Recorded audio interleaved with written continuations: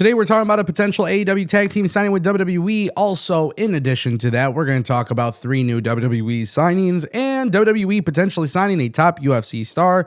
And it's all coming up right here on the Ango Show. If you guys want more videos like this, don't forget to click that subscribe button and ring that bell. This way you never miss a video on the channel. I'm going to keep you guys updated along the way every single day with news, rumors, and all that good stuff in professional wrestling. Let's talk about the 3 new WWE signings. They were revealed on WWE Evolve on Tubi last night. Now we have 3 new signings. Eli Knight, Mike Cunningham, and Jaquan McNair. Hopefully I pronounced that correctly. Eli Knight is somebody that you may have seen at Reality of Wrestling, also Fourth Rope Wrestling, which is obviously becoming a new thing. It's starting to pick up a little bit of steam. Eli Knight has also competed on GCW. McNair is a former Division I wrestler in college, and in addition to that, Cunningham has competed for 1FW and CSW. Now they have joined the WWE ID program, and now they have joined WWE Evolve. Very interesting. Obviously, we saw tons of people leave the WWE ID program. Either they were released or they decided not to re-sign, which subsequently meant a lot of people were starting to speculate that Evolve would go away. Obviously, that doesn't appear to be the case just yet. These are 3 names that maybe you are familiar with, maybe you're not, but I genuinely enjoy the idea of this program. Maybe this is a hot take. Maybe I am somebody who is just being optimistic, but when it comes to the WWE ID program, what I genuinely like is the idea that there are talent out there who are in the independent scene who are able to reap the benefits of being associated with WWE while technically not being 100% with the WWE. And I like the idea that there's sort of a ladder to climb in order to potentially make it to NXT. NXT is clearly the feeder system to Raw and SmackDown, but having a feeder system to NXT is a fantastic way of doing business. It's a fantastic way of WWE being accountable for having their pulse on what's happening in indie wrestling. And it ultimately gives an opportunity to several people who may not have an opportunity at all. I support this. I think the WWE ID program is a very smart thing, but also I do have concerns. To see Kylie Ray not extend with the WWE ID program, okay, I understand she's pregnant again, but what's the situation there? Like, what's the scenario that we're going to see with her moving forward? Is she going to come back to professional wrestling? Is she going to come back and have an opportunity within WWE again? Zeta Steele, she's like 20 or 21 years old, very talented. Now there's rumors of her going to AEW. I don't know how true that is, but she's no longer in the WWE ID program. So when people are leaving the WWE ID program, I think sometimes it makes sense, but I think there have been names that have been brought in through the WWE ID program in which maybe we had higher expectations for, and those expectations have not been necessarily met. I don't want WWE to use this program as a way to hurt talent's opportunities. So obviously seeing people not resign is somewhat of a good thing. But at the same time, too, I do believe genuinely they have to figure out a better way of securing talent for the long term through the WWE ID program. So, for example, you got Jackson Drake who re-signed, but will this amount to like a full-time deal with WWE? That sort of thing. Those are the questions we should be asking. That brings us to our next topic, Michael Chandler. Not the first time we talked about Michael Chandler possibly having a career in WWE. We obviously saw him on WWE Raw before. He even called out Conor McGregor on WWE Raw. Now he did a recent interview with Chris Van Vliet, and he genuinely believes he can have a career in WWE. He says, God created me for hand-to-hand combat, whether it's on the wrestling mats or maybe one day in a WWE ring after fighting. Becoming a pro wrestler definitely intrigues me. It seems like a lot of fun, and I think I would enjoy it. There's definitely interest and curiosity on both sides. I've spent some time with Sheamus and a few other friends in wrestling. I'm a fan of the sport. I love going to live events and watching it on TV. In addition to that, he says, my body still feels phenomenal. I don't want to toot my own horn, but I can't emphasize enough how well I've taken care of my body. There's a reason I'm still competing at such a high level at this age, while a lot of guys fade out. I've preserved myself. I wake up feeling great. I still jump just as high and punch just as hard.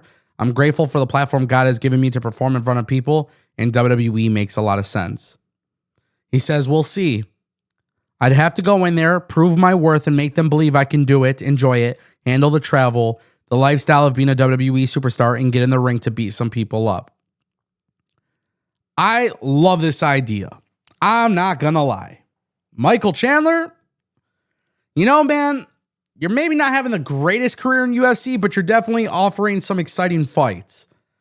You know, coming from Bellator to UFC, I didn't know what to expect from you. I think you're like 2-5 in the UFC. Maybe that's a little bit of a reach. I don't know for sure. I'm not a statistician, but I think he's got more losses than wins, but he's an exciting fighter to watch.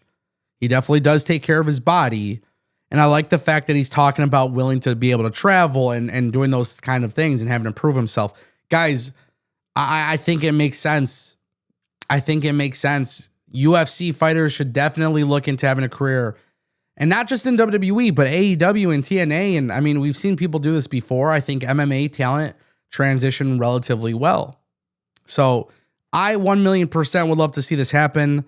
I don't know if it will in fact happen, but I would love to see it happen. And I do want to say one thing about Michael Chandler as well. This guy is incredibly charismatic. This is a guy who possesses a lot of skills being a wrestler. So transitioning to WWE makes a lot of sense. And for those of you who watch my videos and maybe you watch UFC, Colby Covington is a name that often gets brought up. And I can understand why people would think Colby Covington could be a good professional wrestler. But I would argue that Michael Chandler would probably be better, because if you're going to choose between two cornballs, you got to do it with the one who is actually like charismatic legitimately. Colby Covington, I would argue, isn't as charismatic, but I think obviously from an in-ring perspective, he would transition well. But I think the door should always be open. WWE, AEW, I don't think it really matters. I think professional wrestlers, they're great, and it's cool having people with indie backgrounds. But I think it's also cool looking at UFC fighters who are like, hey, listen, man, I'm healthy. I've taken care of myself. I don't have CTE. I don't have serious damage to my body. Age is not a factor at that point if you take care of yourself. So I think AEW and WWE should honestly look at MMA fighters. And I think guys like Michael Chandler who have that charisma can definitely do well. Now, just imagine Michael Chandler gets the Conor McGregor fight at the White House. Next thing you know, Michael Chandler beats Conor McGregor. WWE would want him right away. So there's a lot of benefits to that. I definitely could see that happening. It wouldn't shock me in the slightest. And that brings us to our final topic, ladies and gentlemen. It's been long rumored that WWE is interested in Private Party. So what is going on here? Well, it turns out they are on the ice when it comes to AEW. Now, we haven't seen them wrestle since January. We've only seen them wrestle once since then, which was House of Glory. And throughout this entire year, there's just been rumors about them coming to WWE. What was crazy was the Wrestling Observer newsletter previously reported that their contracts were up soon. At that point, a whole bunch of rumors started circulating that Mark Quinn and Isaiah Cassidy were both rumored to join WWE. Then, Fightful Select has just now confirmed that WWE has maintained interest in them. However, one of the things that is being talked about is their contract situation. Regarding their contracts, Fightful came out with a report saying that they are told that both of them are still under contract with AEW, but things get a little bit weird after that because it was implied that their contracts do not end at the same time. There's also some potential talk of maybe having injury time added, but that's a possibility that hasn't been confirmed. Fightful also hasn't learned if their preferences are to stay with AEW or leave AEW. And obviously, Private Party has not talked about this publicly, about joining WWE or leaving AEW in the slightest. So this is a very foggy situation. It is very clear when you look at Private Party and when you look at WWE, it is a partnership that makes sense. Private Party going to WWE would make sense in my opinion. You know what else would make more sense than that? AEW treating Private Party like a legitimate big deal. They're the OGs, man. They are a very skilled tag team. They can do a lot of great things in this current era of AEW. To me, it almost sounds like a no-brainer for them to stay in AEW, given the idea that they are given a push of some sort. Dropping the tag titles to the Hurt Syndicate, I don't know if that's something that a lot of people tend to enjoy. But me personally, I have a lot of respect for these two. And what's cool is AEW put them on the map for me. They did. AEW put them on the map. I am way more in tune with these guys because of AEW. So I think it makes more sense for them to stay in AEW. And I think it makes more sense for Tony Khan and AEW to push them on AEW. But if they are not going to be given that push, yes, I would like to see Private Party in WWE. I would. I think tag team wrestling is iffy. WWE and AEW are just mad inconsistent with it. Some weeks it's really, really good, and some weeks it's really not.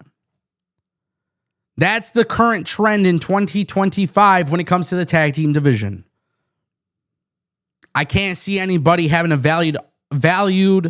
I can't see anybody having a valid argument against that. WWE and AEW both show signs of life in their tag team division, and then it just kind of fizzles away. I think both companies can improve in that area a lot. So if Private Party were to go to WWE NXT, I would be all for it. But at the same time, too, that's if they actually take the tag team division seriously. And I don't know if that's really the case. I can't tell you guys for sure that's the case. I don't think WWE's in a situation where they're going to consistently focus on tag team wrestling. I mean, for crying out loud, Dark State just hot potato the titles back and forth with the Hardys in NXT. So that kind of goes to show you some of the issues there. But I do like the idea of Private Party being utilized. Now I'm just hoping one of these companies could figure it out. Do you want to see them in WWE? Let me know. Drop a comment down below. Thank you all for watching the Ango Show. Dun dun.